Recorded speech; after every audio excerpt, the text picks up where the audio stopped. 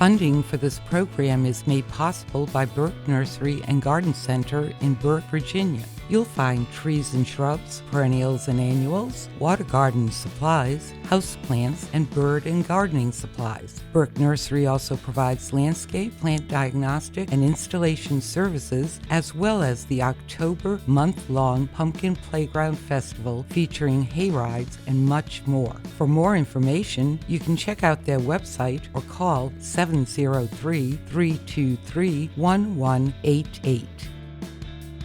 Welcome to Gardening with Burke Nursery, and I'm Misty Kuceris, your host and horticulturalist at Burke Nursery and Garden Center. Today we're going to be discussing container gardens. And more importantly, besides the container gardens, we'll actually be talking about how to add some whimsy to your yard. Because when you can add something a little unusual, it always makes it a lot more fun. In addition, this particular container garden that I'm going to show you will actually fit in only 3 feet area. So there are ways that you can put it on your deck, you can put it on your patio, you can put it in your regular garden. It's a multi-purpose little bit of whimsy. Now, the question that I often get from my customers is, why is container gardening so important? And the main reason that it's important is that it gives you more variety. Container gardens let you, as I said, plant on your patio. They let you plant on your deck. They bring a nice artistic element to your yard. In addition, if you want to plant under trees, sometimes you can't plant under the trees because the roots are so bad that to try to plant in that ground is impossible. But if you plant in a container and put it around the trees, you end up with what looks like a beautiful, incredible garden right around your trees, and you haven't had to do a lot of work. Plus, you may even want to plant some of your herbs in a container garden.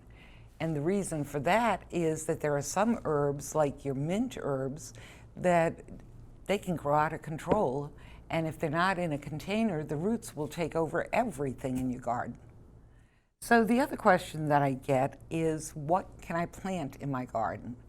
Well, or rather, but definitely what can I plant in my garden? So you can plant edibles. That includes tomato plants, herbs, cucumbers, potatoes, even carrots. And you can plant flowers. You can plant, I mentioned the herbs already. You can create a water garden. You can even plant trees and shrubs in a container.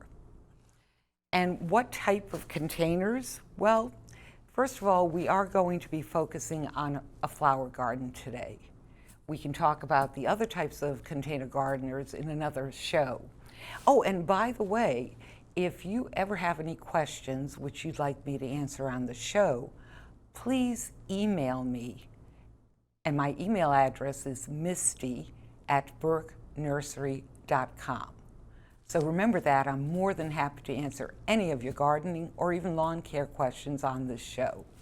Now back to containers. So the most common container is your terracotta.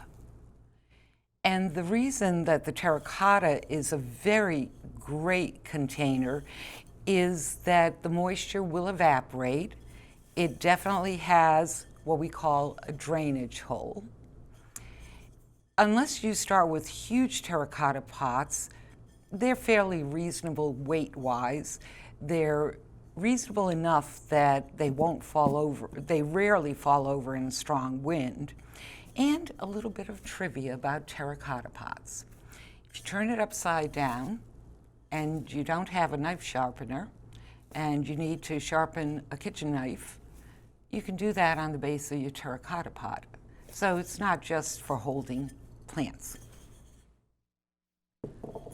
Another pot that works very well is what we call a plastic pot. Now, plastic pots, the water doesn't evaporate as much from a plastic pot, but it does have, most of them do have their drainage holes, and they're rather inexpensive, so they can work very, very nicely. And what you find in some nurseries, we even have them at Brook Nursery, where we have some plants that actually come in very nice plastic pots, and especially your annuals I'm talking about. And the annuals are the plants that come back, that die off every year. They just last a season, but they come in these beautiful plastic pots, and then you don't even need to repot them.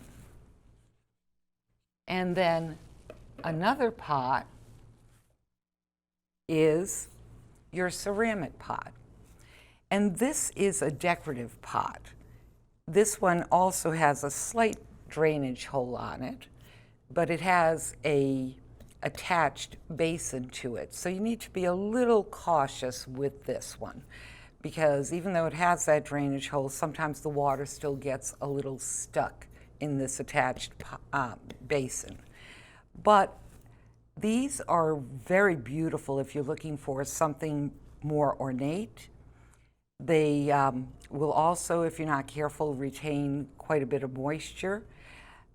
If you have a lot of children around or a lot of pets around that like to run around, then you want to make sure if you get a ceramic pot that you put it where it won't break, because they are breakable. And then, look at this. A watering can. It makes a great container. And another thing that makes a great container, let me just pull this up to show you. You can get a bag of potting mix. You can just cut the top off on the potting mix and then take out about half of that potting mix, and you have about 2 or 3 inches here of soil where you can plant small little plants in that. And some people with certain potting mixes will actually not open up the whole thing. They'll just cut little holes in the potting mix, just enough to let the plants grow. And when that happens is that the plants will then cover the plastic as they're growing. So this is another great little idea and a little suggestion for a different kind of container that you have. And today, I'm going to share with you one of my most favorite whimsy little gardens that I have. And as I said, you can put this on your deck if you want. You can put it on your patio. You can put it actually in your garden. And what you'll need for this is, here it is, a sand pail. And I've decided I'm just leaving the little shovel on the handle of the sand pail. What's nice about this is that it's bright, not expensive at all, and this can even be fun with your children. I can just hear, though, several of you out there asking this question. But will my plants die because there's no drainage hole?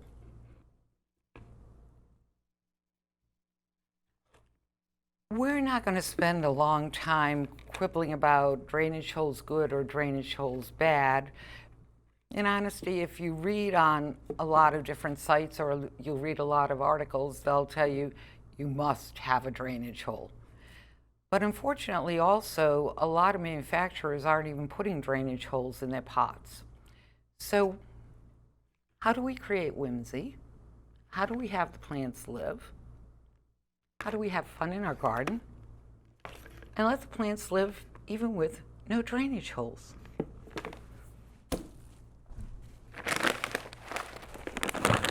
Well, you can put rock down. This is known as Little River Rock. You can also put down marble chips. If you go with the rock, then if you have any rock from outside, please, you need to sanitize that rock. This has been sanitized.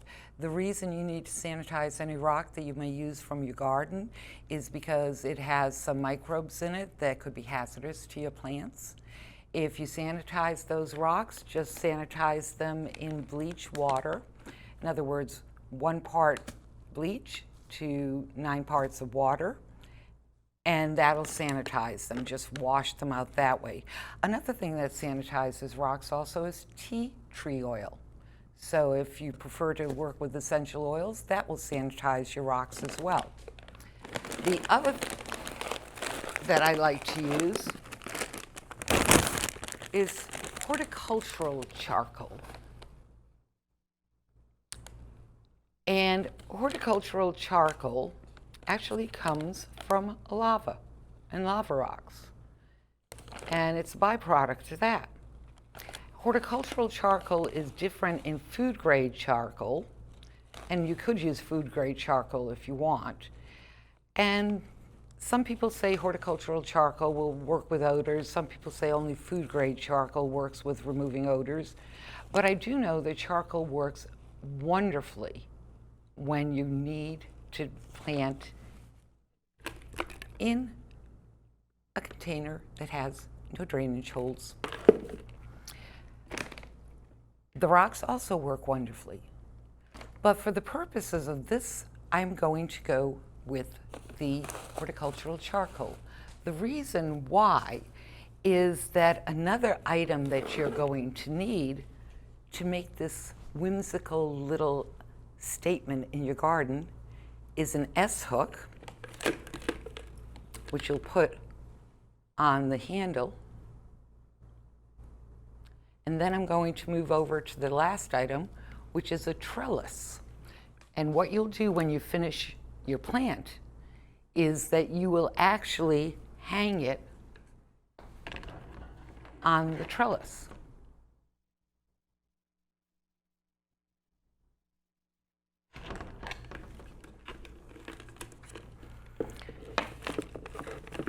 So I am going to plant in here to show you how to do this. And the first thing, and of course you do need your potting soil as well, and you need your plant. And this pot, you can actually use a plant in a 4-inch pot or a plant in a 6-inch pot.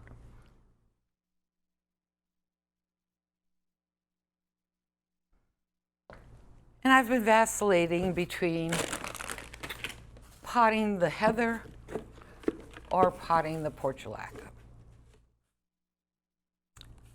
But I think what I will do is go with this, but that's a yellow pot. I like color contrast. And that's the nice thing, is the plant that you decide to put in your pot is all up to you. So do you like a yellow pot with yellow flowers or a yellow pot with purple flowers? I'm going for the purple.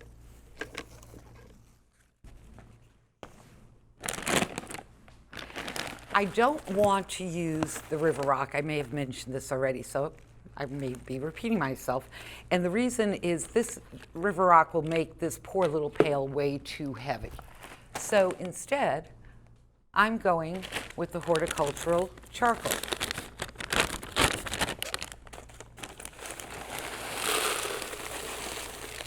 The good news about using the yellow pot is that it gives you a sense of how much. Oh, and one other thing I forgot to mention.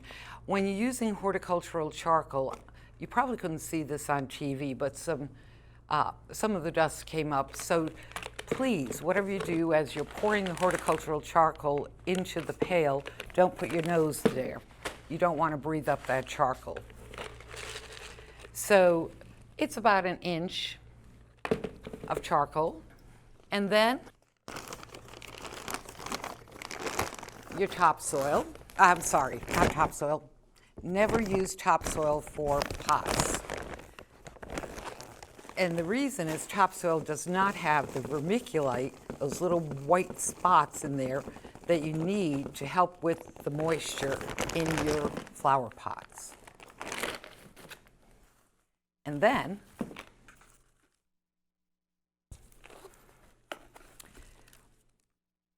one of the things that you may notice is you're seeing roots coming out of this plant.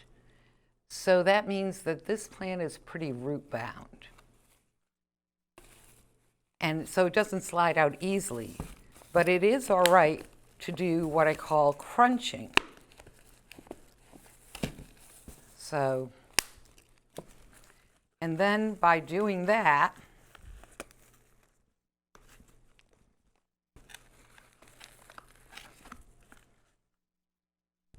actually, it's a good thing that this is as root bound as it is, because the other thing you can do when a plant is very badly root bound is you walk over to wherever you have your water source. In this case, we have it in the sink. Wet it. So it's now full of water. And behold, it's easy to come out. And because it is so root bound, you'll need to take your hands and you'll need to move those roots, or if you can't do it with your finger, take a trowel or a knife. And as you can see, I'm cutting into the roots so that I can loosen this up and give the roots a place to grow.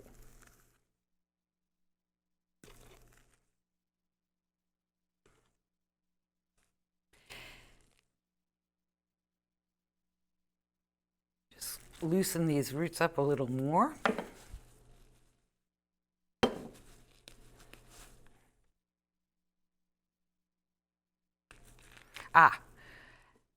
So when I finally can get the roots moving at the base here,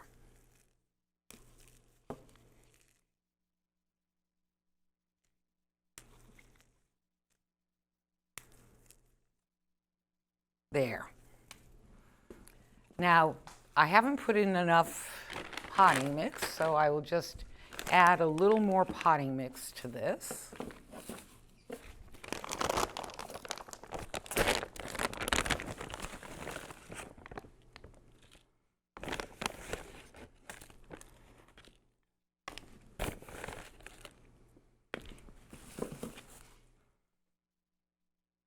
And what you want when you're planting a plant in a container is you want to make certain that the potting mix doesn't go all the way to the top.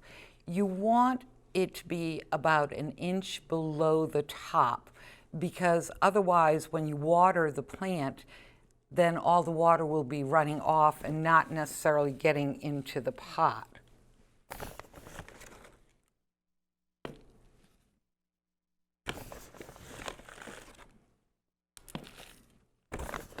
And then just after you get that lower soil to the level you want, then we will just put the soil around here.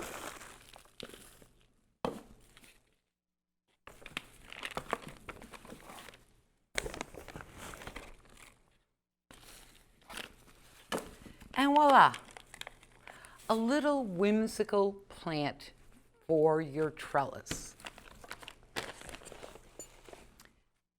So you take your S-hook, walk over to your trellis,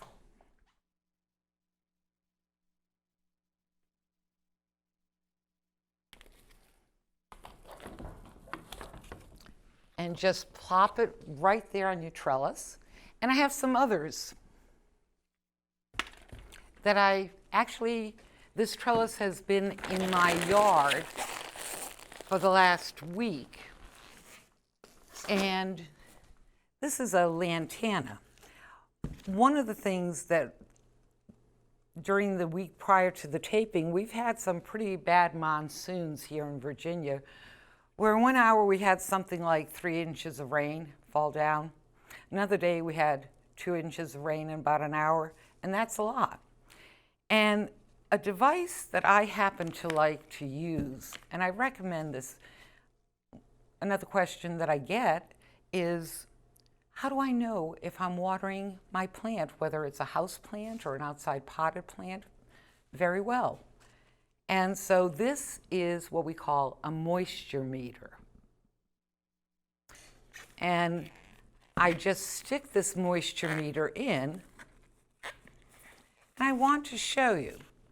This moisture meter, even though we had the monsoon, and this pot has no drainage, we even had rain here in Virginia last night. That didn't last long. That was a monsoon for maybe 10 minutes. And this is out in the open. So the rain gets in there. And I don't know if you can see it from where you are on the television, but this moisture meter is saying at 1, which means that this plant actually needs some watering. So you don't need to worry with that. Lava rock is also actually another thing that you can put down. But with the charcoal, that charcoal is almost acting like a wick. So it's really helping that this plant can get the right watering. But I will have to water it when I get home. So then you can put another plant there on your trellis.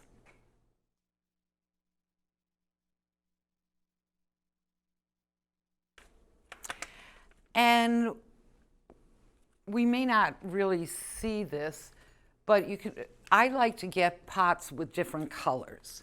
So what I'm going to do is I'm switching out this one because that's a yellow pot. And this is a vinca. And putting that. And depending on how high the trellis is, you can put 3 pots up there. You can put 5 pots. And you have that in your garden. And actually, I have some pictures that I'd like to show you of the trellis. And the first picture is, I doubt that you can see this very well, but this is when I was first creating the trellis garden. And the trellis in this picture is actually in a barrel. So if you decided that you wanted to do this on your deck, or if you decided that you wanted to do this on a patio, then buy yourself either a whiskey barrel or a large pot, put sand in it, and then just put the trellis right in the middle of the pot. And like I said, it takes no more than 3 square feet. So it's actually 9 square feet. So you have a very small area and you can have it right there on your deck. And if you wanted, and you put herbs in there and you had it on your deck right outside your kitchen window, then you'd be able to go and get herbs every day when you're doing your cooking. So that's one picture that I wanted to show you. The other picture is my little creation of Whimsy that's actually in my garden, which is just amazing. And what I like about putting Whimsy in my garden is that when the neighbors are walking, you'll see them walking and they're walking their dog or whatever, and next thing you know, they just kind of stop and they look. And other pieces of Whimsy that I've done in my garden, it's been really fascinating because I'll start walking my neighborhood and next thing I'm seeing, people are doing the same thing in their garden. It's a lot of fun.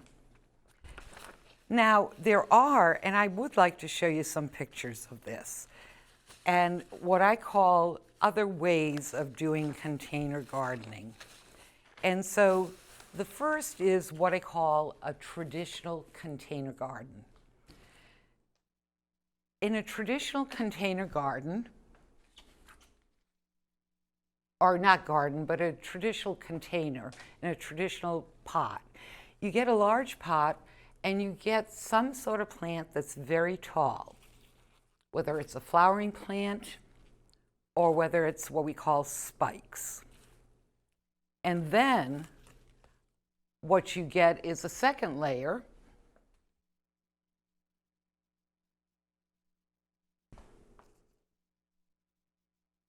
which is some sort of flowering plant.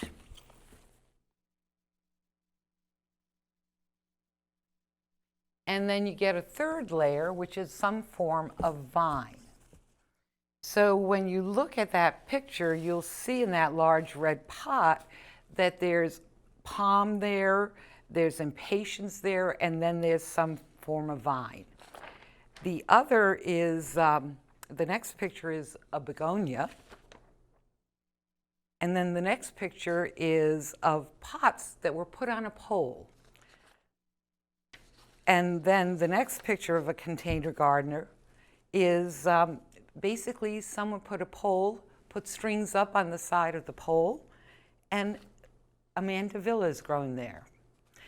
The final picture is of trees and shrubs. Yes, that is a container garden, just looking beautiful.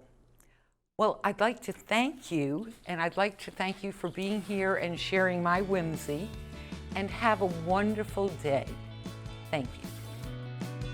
Funding for this program is made possible by Burke Nursery and Garden Center in Burke, Virginia. You'll find trees and shrubs, perennials and annuals, water garden supplies, houseplants, and bird and gardening supplies. Burke Nursery also provides landscape, plant diagnostic, and installation services, as well as the October month-long Pumpkin Playground Festival featuring hay rides and much more. For more information, you can check out their website or call 703-323-1188.